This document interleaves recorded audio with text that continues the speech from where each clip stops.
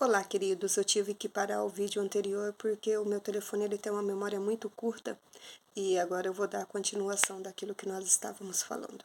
Eu espero não ficar tão perdida assim. Eu não sei se eu já cheguei a falar, mas se eu já cheguei, eu vou falar agora sobre a importância que também nós lemos na palavra sobre amar os nossos inimigos, que é um nível muito superior. Quando a gente olha essa passagem, a gente pensa assim, mas como que a gente vai conseguir fazer isso? É praticamente impossível, mas não é impossível, né? É um nível, como eu estava dizendo, é um nível que a gente precisa subir, que a gente precisa alcançar, a gente necessita disso, não é fácil. Né? Se a gente amar quem a gente ama, a gente já encontra a barreira, a gente já quer descartar, a gente já, como que eu posso dizer, a gente já quer abandonar quando vem as dificuldades, as frustrações. Então, para a gente conseguir chegar nesse nível de amar ao nosso inimigo, de orar por aqueles que nos caluniam, que nos perseguem, a gente precisa se fortalecer para que isso venha acontecer. No começo, eu comecei falando com vocês sobre prisão, né? Mas o que eu queria enfatizar aqui é a prisão espiritual. O que assim seria essa prisão espiritual? Quantos de nós estamos presos a algo que aconteceu no passado, a uma dor, uma angústia, uma mágoa, uma maldição que foi lançada contra a nossa vida, uma inveja, um relacionamento abusivo que nos frustrou, nos magoou, nos decepcionou, que nos deixa presos, literalmente presos àquilo. Aí quando a gente encontra alguém ou algo parecido com aquilo, a gente já trata com indiferença, com medo daquilo vir a acontecer de novo, se repetir ou até mesmo pior. Então é quando a gente se sente preso a algumas situações da nossa vida, quando a gente não libera o perdão, quando a gente não se liberta de coisas que nos fez mal. Muitas doenças que algumas pessoas acabam adquirindo, ela é doença da alma, né? Doença de não perdoar, doença de não deixar o passado. O passado é algo que tem que ficar lá atrás. A gente às vezes sente um peso tão grande na nossa vida, no nosso mundo espiritual. Às vezes a gente olha para as pessoas e vê aquelas pessoas cansadas, aquelas pessoas enfadadas, sabe? Que a luta tá tão grande, tá tão difícil, mas é porque ela não deixa o passado onde o passado tem que ficar. Ela fica carregando aquela mágoa, aquela tristeza, ela fica remoendo aquilo que já aconteceu, ela não conseguiu se libertar daquilo. Então é sobre essa prisão que eu quero falar. E você se lembra? Se você não assistiu, você volta, né, e assiste o primeiro vídeo para você conseguir entender aonde que eu quero chegar. No início eu te falei que existem algumas maneiras para a gente conseguir se libertar da prisão. E uma delas é pagando a fiança, né? Na prisão natural, digamos assim, ele é estipulado um valor e alguém paga o valor para que essa pessoa seja liberta. Mas e no mundo espiritual, como que isso funciona? Como que isso acontece? Para você estar aqui de pé, me ouvindo, respirando, andando, por mais que seja, talvez você se sinta fraca, muitas das vezes sem força para lutar, para seguir em frente, mas só pelo fato de você estar de pé, de talvez você conseguir ouvir uma palavra de Deus, de você conseguir se achegar até Ele, de você estar caminhando dia após dia, errando, mas aprendendo, seguindo, é porque alguém tem pagado a sua fiança. Sabe? Alguém tem jejuado, alguém tem orado, alguém tem clamado a Deus, alguém tem acordado de madrugada aí falando assim: Senhor, cuida dessa pessoa, Senhor, ele está precisando disso, disso, disso. Vai de encontro, fortalece, cuida, zela por essa pessoa. Muitas das vezes a gente nem sabe, mas tem muita gente pagando preço, tem muita gente pagando a sua fiança para que você venha se libertar. Mas e você? Você também tem pagado a fiança de alguém? Você tem orado pela sua família? Você tem buscado pelos seus filhos? Você tem feito como Jó? Poxa, será que eles pecaram? Será que eles fizeram alguma coisa? Eu vou pedir perdão a eles, eu vou oferecer algo a Deus, eu vou buscar a Deus pela vida dos meus familiares. Será que você tem pagado a fiança de alguém? Ou você, isso não vai acontecer, fulano já está perdido mesmo? Gente, não se entregue, não entregue quem a gente ama. A eternidade, sabe? Jesus já pagou o preço por nós, então vamos fazer a nossa parte por aqueles que a gente ama, por aqueles que a gente quer que esteja conosco lá no céu. Então, que você também possa pagar a fiança de alguém, que você não entregue essa pessoa, por mais difícil que talvez aos seus olhos você ache que não tem solução. Mas Jesus, nosso Deus querido, amado, Ele cuida, sabe? A oração de um justo, ela tem muito, mas muito valor mesmo. Chega no coração de Deus, que a gente possa realmente se derramar aos pés dele com sinceridade, com amor, com busca. E eu também disse que uma das maneiras de se sair da prisão é pelo bom comportamento, né? Quando o preso ele tem seu bom comportamento, quando ele já não é mais uma ameaça para a sociedade, quando ele vai melhorando, ele vai deixando as coisas velhas para trás, ele diminui a pena e logo em seguida ele já consegue se libertar. Então, você tem melhorado?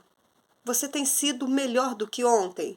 Naquilo que você tropeçou a semana passada, se aconteceu a mesma situação, você conseguiu se livrar dessa? Que o nosso comportamento realmente seja melhor do que foi antes. Sabe, a gente erra, a gente peca, a gente cai, a gente levanta. Nós não somos perfeitos. A gente busca ser melhor a cada dia. Então, que para a gente poder se libertar dessa prisão, dessa guerra espiritual, dessa coisa que está nos aprisionando a nossa alma, está deixando com que a gente não venha alcançar as promessas de Deus, não tem deixado com que os nossos olhos vejam as maravilhas que Deus tem feito na nossa vida, que a gente consiga ter um bom comportamento, que a gente consiga olhar para o céu de onde vem o nosso socorro, mesmo que o céu esteja nublado, esteja uma chuva, mas que você tenha plena certeza que a alegria ela virá pela manhã, que coisas boas e novas irão acontecer na sua vida, que o que já aconteceu já foi, que você libere, que você deixe o passado aonde ele tem que ser, que aquilo sirva apenas de experiência e que o nosso comportamento dia após dia venha a melhorar. Mas eu também lhe disse que existem pessoas que tentam fugir da prisão. Muitas das vezes não conseguem, são pouquíssimas, são raras as pessoas que conseguem e algumas ainda morrem tentando. Será que você tem fugido da sua prisão? Como se nada tivesse acontecido? Não, isso não foi nada, não. Foi bobeirinha. Imagina, eu sou forte, eu estou de pé, isso não me derruba. Isso é fugir da nossa prisão. A gente tem que enfrentar os nossos problemas de frente. A gente precisa saber aonde dói. Não adianta a gente seguir em frente e achar que está tudo bem, que foi só uma tristeza, que foi só uma mágoa. Sabe, a gente precisa olhar para o nosso interior. Assim como eu já tinha comentado antes, são coisas que ninguém nos ensina, ninguém pega na nossa mão e diz, filho, é assim, é assado, é desse jeito. Quando acontecer isso, vamos buscar essa solução, vamos fazer daquele outro. Então, qualquer mágoa, qualquer tristeza, qualquer coisa assim que você acha que possa estar impedindo você de caminhar ou que esteja fazendo com que a sua caminhada seja mais pesada, seja mais dura. Sabe, Jesus disse que a cruz dele é leve, sabe? Ele trocou conosco. Então, que o fardo dele não é pesado. Ele disse que assim, que a gente teria aflição, que a gente teria várias aflições aqui na terra, né? Mas que ele sempre estaria conosco. Então, por mais dificuldade, por mais difícil que tenha sido a nossa vida, mas que a gente consiga melhorar a cada dia. E existe aquelas pessoas que, infelizmente, vão morrer na cadeia, né? Que o crime dela foi tão grande, foi tão pesado assim, que ela não encontra força para sair daquele casulo, daquela coisa. Parece até que ela tenta, só que É como se ela estivesse numa caverna. Uma caverna não, né? Num buraco. Ao invés dela tentar fazer uma escada para subir, para sair daquele buraco, ela fica cavando, cavando, cavando e vai só se afundando, afundando, afundando, a ponto daquilo desmoronar tudo, toda a terra em cima de si e acabou e chega. Eu não quero que esse seja o seu caso, eu não quero que esse seja o caso de ninguém. Que a gente não venha morrer na prisão, que a gente não venha morrer nos nossos medos, na nossa tristeza, naquilo que um dia nos atingiu, que um dia nos fez mal. Jesus, ele veio e trouxe sobre si todas as nossas dores, as nossas angústias que um dia a gente iria passar pela terra.